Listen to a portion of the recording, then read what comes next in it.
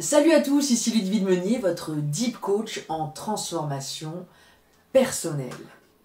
Bienvenue à tous pour ce nouvel épisode de la série Inspiration. Cela fait de nombreux mois que l'on se retrouve maintenant pour notre rendez-vous hebdo du mercredi.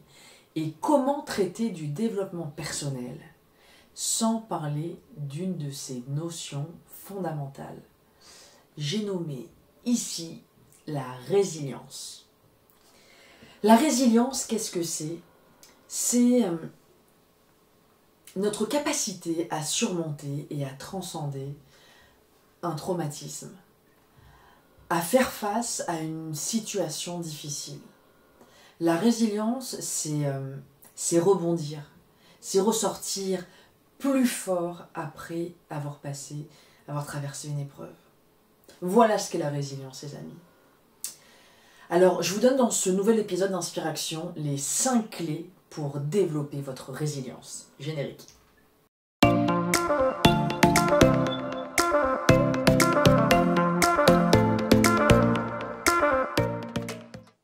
Avant de vous donner les 5 clés dont je vous ai parlé, j'avais envie de vous faire une petite parenthèse, les amis, sur la résilience, parce que, en fait, la vie est tout sauf un long fleuve tranquille.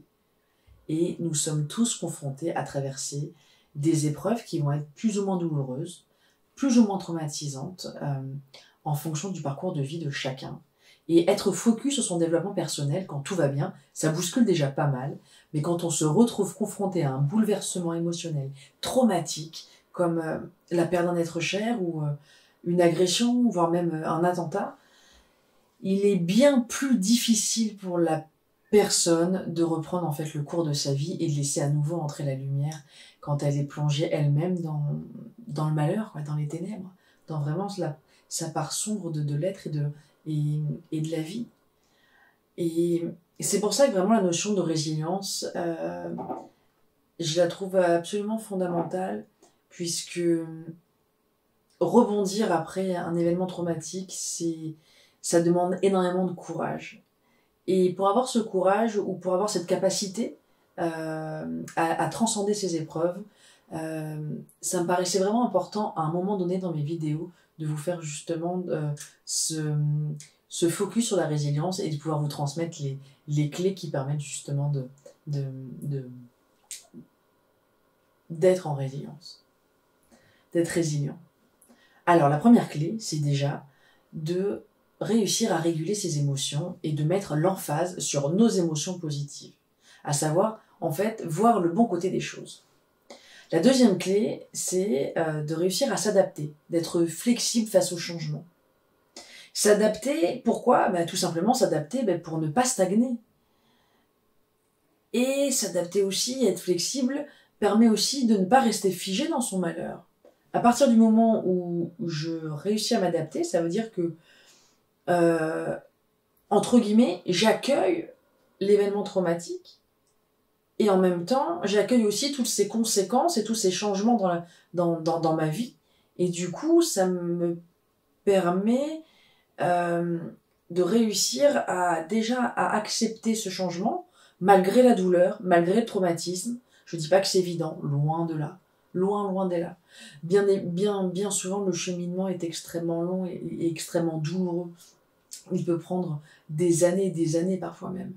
Mais en tout cas, le fait de réussir à s'adapter, ça permet de ne pas rester figé et de se couper de la vie définitivement et de ne pas rester figé dans son malheur. Une autre clé pour aller vers la résilience, c'est d'être déterminé et de continuer à avoir des rêves. Alors ça paraît facile à dire comme ça, voire même ça peut paraître complètement fou d'envisager une telle ressource. Mais il y a des personnes dont les parcours de vie ont été extrêmement difficiles et qui ont passé des événements traumatisants et qui témoignent justement de cette clé-là. C'est que ces personnes-là ont continué à avoir des rêves malgré tout. Et avoir encore des rêves après un traumatisme, ça leur a vraiment permis de se projeter dans l'avenir. Ils l'expliquent bien tout ça. Le fait d'avoir des rêves, en fait, c'est porteur de vie, tout simplement. Et donc, ça les replonge dans la vie et dans la lumière de la vie au fur et à mesure. Une autre clé, à laquelle je pensais juste avant de vous faire la vidéo, c'était sur... elle concerne la pratique spirituelle. Attention, par pratique spirituelle, j'entends une pratique soit méditative ou religieuse. Hein. C'est pas forcément axé sur la religion. Bien, enfin, au contraire. Mais qu'est-ce que ça apporte en fait la pratique spirituelle? Avoir une pratique spirituelle, donc qu'elle soit méditative ou religieuse, en fait, permet aux gens de se raccrocher et de reprendre leur vie en main. Pourquoi? Parce qu'en fait, on s'aperçoit que les gens qui ont une confiance inébranlable, que ce soit en l'univers, en Dieu, en la vie, en la science, ou tout autre nom, vous l'appelez comme vous voulez, ont une capacité de résilience bien plus grande que ceux qui n'ont pas la foi, qui n'ont pas de croyance. Pourquoi? Parce qu'en fait, la pratique spirituelle permet en fait de se raccrocher à des croyances, permet de se raccrocher à des éléments, à des convictions, je dirais à des éléments de foi. Et c'est un petit peu comme une bouée à la mer. Une personne qui est en train de se noyer, à partir du moment où elle arrive à s'accrocher à une bouée, lui permet de garder la tête hors de l'eau. J'aime bien cette métaphore pour expliquer ce concept-là. Et c'est exactement la même chose. La dernière clé, et celle-ci je ne peux pas finir cette vidéo sans vous en parler, parce que Dieu sait qu'elle est importante, c'est d'être dans la gratitude. Par gratitude, ça ne veut pas dire de remercier, de perdre un être cher, ou de remercier la vie, l'univers ou autre, appelez-le comme vous voulez, pour vivre une épreuve difficile et un événement traumatisant, non. Mais c'est par gratitude, ici, dans ce cas précis, j'entends être reconnaissant de ce qu'on a, plutôt de ce qu'on n'a pas ou de ce que l'on n'a plus. C'est ça, en fait. C'est dire merci et... oui, et vraiment être reconnaissant pour ce que l'on a. Puisque même si on a vécu un événement traumatisant, mais il y a encore du bon dans notre vie. Forcément, il y en a quelque part, que ce soit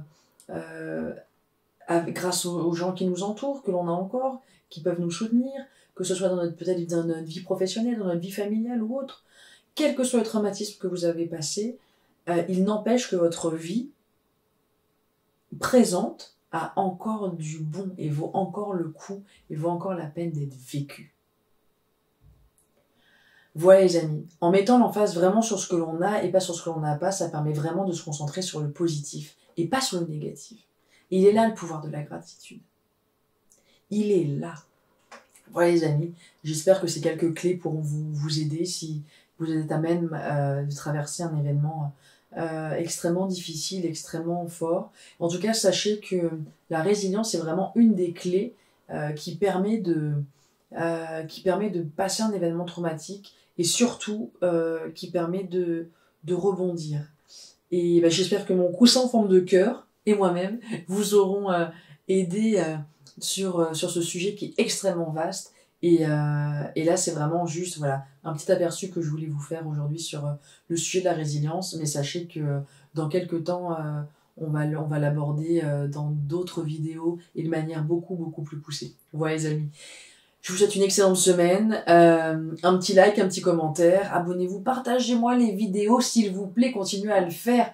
Distiller de l'amour autour de vous grâce à ces vidéos, ces tips, ces réflexions personnelles que je vous donne, ces axes de coaching, ils sont hyper importants, je vous assure. C'est pas de la blague, il y a du contenu derrière, il y a du travail et j'espère que ça pourra profiter et impacter le plus de vies possible, le plus de monde possible. Il est là mon objectif, voilà. Prenez bien soin de vous, à mercredi prochain et d'ici là, bye bye.